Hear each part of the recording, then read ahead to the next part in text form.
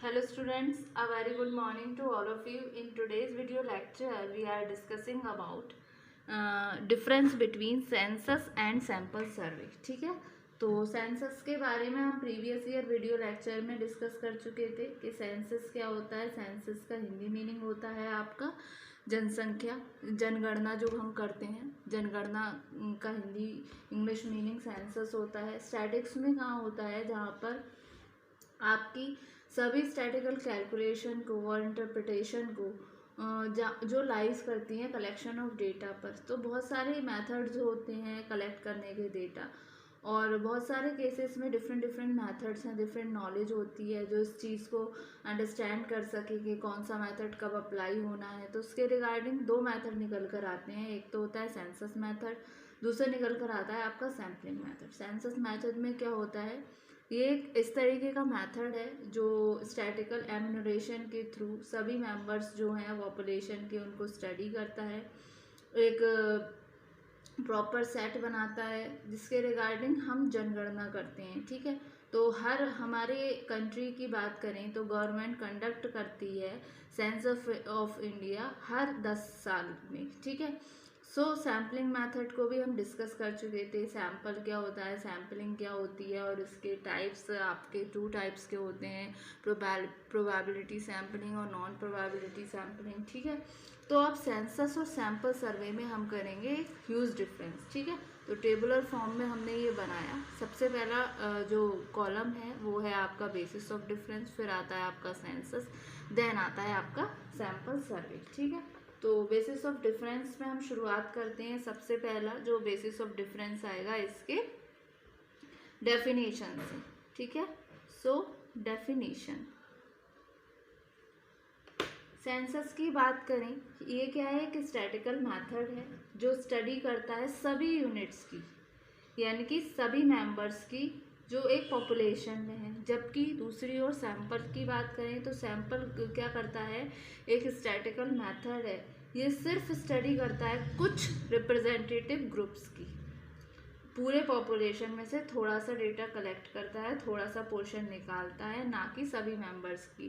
जैसे मैंने आपको एग्जांपल भी दिया था, जैसे बोरी है चावल की, उसे पूरे बोरी में चावल की क्वालिटी का पता करना है तो वो क्या करेगा, कुछ पोर्शन निकाल लेगा। तो वो कुछ पोर्शन जो निकालता है वो आपका कहलाता है सैंपल। ठीक है, सो सेंसस में क्या लिखेंगे, आ statistical method that studies all the units or members of a population। Clear, statistical method जो है वो स्टडी करता है सभी यूनिट्स की और मेंबर्स की पॉपुलेशन के। On the other hand sample survey में a statistical method that studies only a representative group of the population and not all its members। ठीक है, तो फर्स्ट बेसिस ऑफ डिफरेंस में हमारा हो गया डेफिनेशन। अगर हम बेसिस ऑफ डिफरेंस जो सेकंड है हमारा, वो है आपका कैलकुलेशन। सेंसस क्या कैलकुलेट करता है, टोटल पॉपुलेशन को कैलकुलेट करता है, यानी कि जैसे कि इसकी डेफिनेशन में भी है, ये स्टडी करता है आपकी सभी यूनिट्स को, यानी कि सभी मेंबर्स को पॉपुलेशन की। तो कैलकुलेशन में आ जाएगा आपका टोटल या फिर कंप्लीट। ठीक है, दूसरी साइड जैसे कि सैंपल में है कुछ पोर्शन, कुछ रिप्रेजेंटेटिव ग्रुप को, तो यानी कि क्या आपका इसमें आ जाएगा पार्शियल। क्लियर, फिर नेक्स्ट आपका बेसिस ऑफ डिफरेंस आता है स्टूडेंट, टाइम कितना इन्वॉल्व होता है इस सब में, टाइम इन्वॉल्व। अगर सेंसस की मैं बात करूँ तो ये क्या है, आपकी टाइम कंज्यूमिंग प्रोसेस है। देखिए, हर इंडिविजुअल के हर मेंबर्स को जब हम स्टडी करेंगे तो टाइम लगेगा या नहीं लगेगा। जब हमारे यहाँ जनगणना होती है तो वो डोर टू डोर जाते हैं, जो गवर्नमेंट के एम्प्लॉयज़ होते हैं, तो उनके लिए काफ़ी टाइम कंज्यूमिंग प्रोसेस है। लोगों से बात करते हैं, सर्वे करते हैं, पूछते हैं कि आपके यहाँ कितने डिपेंडेंट मेंबर्स हैं, कितने इंडिपेंडेंट हैं, आपके घर क्या क्या चीज़ें हैं, कितने मेंबर्स अभी न्यू ज्वाइन हुए हैं आपकी फैमिली में, कितने पुराने हैं। तो ये सारा जब करते हैं वो, फिर उसका डेटा कलेक्ट करते हैं, फिर उसमें स्टैटिकल कैलकुलेशन करते हैं। तो इस तरीके से ये कैसी प्रोसेस हुई, आपकी टाइम कंज्यूमिंग प्रोसेस है। It take lot of time, ठीक है। तो इसमें हम लिख सकते हैं it is a time consuming process, ठीक है। अगर हम इसकी बात करें टाइम कंज्यूमिंग क्यों है, क्योंकि ये टोटल यूनिट्स को स्टडी कर रही है। जबकि दूसरी ओर जो आपका सैंपल सर्वे है, ये आपका as compare to census quicker process है, क्योंकि ये क्या कर रही है, सिर्फ एक रिप्रेजेंटेटिव ग्रुप को ही स्टडी करती है, सभी मेंबर्स को नहीं करती। ये क्या करती है, पार्शियल स्टडी करती है। तो उसके लिए अगर इसके कंपेयर हम बात करें, जैसे यहाँ पर ये टाइम कंज्यूमिंग प्रोसेस है, तो दूसरी ओर सैंपल सर्वे कैसा होगा, आपकी एक क्विकर प्रोसेस होगी। So it is a quicker process. Clear ये वाला पॉइंट। फिर दूसरा आता है आपका कॉस्ट कितनी इन्वॉल्व होती है, बेसिस ऑफ डिफरेंस। सबसे पहला, इससे पहले हमने किया था टाइम इन्वॉल्व, अब बात आती है कॉस्ट कितनी इन्वॉल्व होती है। अगर हम सेंसस की ओर बात करें तो ये आपका कॉस्टली मेथड है। कैसे, जब सारे लोगों की हम पूरी स्टडी करेंगे, सबको लेंगे, तो टाइम कंज्यूमिंग तो है ही, साथ में इसमें लागत भी लगेगी, तो ये आपकी कॉस्टली मेथड है। दूसरी तरफ ये आपका रिलेटिवली इनएक्सपेंसिव मेथड है, क्योंकि छोटे से ही यूनिट की हम स्टडी कर रहे हैं, तो एज कंपेयर टू सेंसस ये आपका रिलेटिवली इनएक्सपेंसिव मेथड है। क्लियर ये वाला पॉइंट। फिर नेक्स्ट पॉइंट आता है आपका एक्यूरेसी। एक्यूरेसी की क्या बात करें, ठीक है। अगर एक्यूरेसी की हम बात करें, सेंसस में क्या हो रहा है, जो रिजल्ट हो रहे हैं वो ऑब्टेन किए जा रहे हैं ईच मेंबर से। मतलब आप चाहे डोर टू डोर जा रहे हो या एक फैमिली के मेंबर से आपने डिस्कस किया, तो एक्यूरेसी की चांसेस ज़्यादा हैं और एरर के चांसेस ना के समान हैं, बहुत कम है।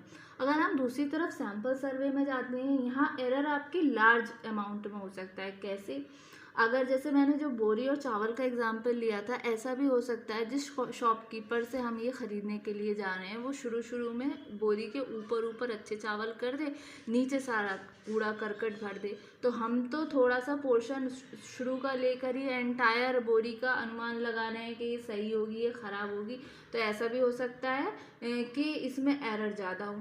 सो इस सिचुएशन में अगर हम एक्यूरेसी की बात करें, इसके रिजल्ट रिलेटिवली इनएक्यूरेट होते हैं due to leaving out of items. मतलब बाकी का आइटम हम छोड़ देते हैं ना सैंपल में लेने से।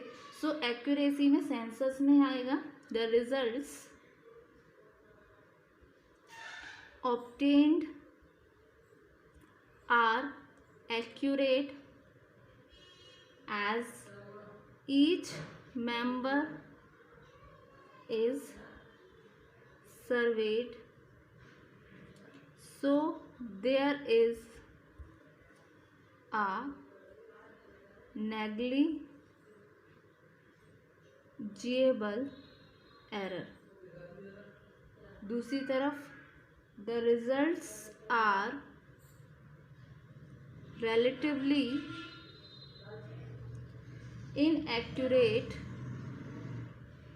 due to leaving out of items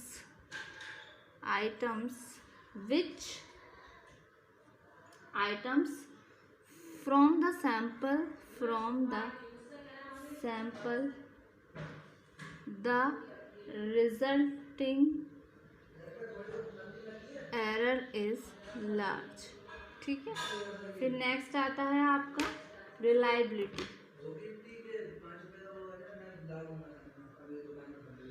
ठीक है। तो अगर हम सेंसस की बात करें तो ये हाई रिलायबल है, दूसरी तरफ ये इसमें आपकी लो रिलायबिलिटी होती है। फिर एरर की हम बात करें तो हमारा नेक्स्ट बेसिस ऑफ डिफरेंस आता है एरर। तो सेंसस में आपके कोई एरर प्रेजेंट नहीं होता, जैसे कि इसमें होल डेटा को, होल यूनिट्स को हम स्टडी करते हैं। दूसरी तरफ the smaller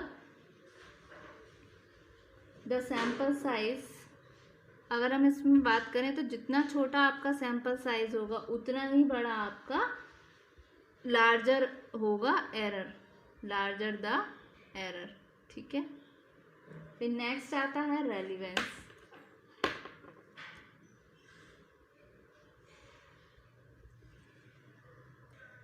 next basis of difference आता है हमारा रेलिवेंस। तो हम रेलिवेंस की बात करें तो इसमें क्या होती है आपकी रिलायबिलिटी। अगर सेंसस की बात करें तो ये सूटेड होता है आपका हेट्रोजीनियस डेटा के लिए, मतलब जहाँ पर डेटा अलग अलग सेम ना हो, अलग अलग हो। जैसे कि जहाँ पर स्टूडेंट का बच्चों का अलग ले रहे हैं और एडल्ट्स का अलग ले रहे हैं, सीनियर सिटीजन का ले रहे हैं, तो वहाँ पर तो ये मेथड सुइटेबल होता है। सैम्पल सर्वे की बात करें, ये मेथड सुइटेड होता है होमोजीनियस डेटा के लिए, जहाँ पर एक ही बंदे की एज देख रहे हैं, उसका फीचर्स देख रहे हैं, उसके कैरेक्टरिस्टिक देख रहे हैं, उसका टेस्ट देख रहे हैं और उसका लिविंग स्टैंडर्ड देख रहे हैं, तो यहाँ पर वो सूट करता है होमोजीनियस डेटा, ठीक है। सो रेलिवेंस में हम बात करें, दिस मेथड इज सेंसस में this method is suited for heterogeneous data. दूसरी तरफ सैंपल में this method is suited for homogeneous data, ठीक है। ये हो गए आपके difference between census and sample survey. सबसे पहला आपका डिफरेंस, बेसिस ऑफ डिफरेंस में calculation, time involve, cost involve, accuracy, reliability, error, then last but not least relevance, ठीक है। Thank you so much student.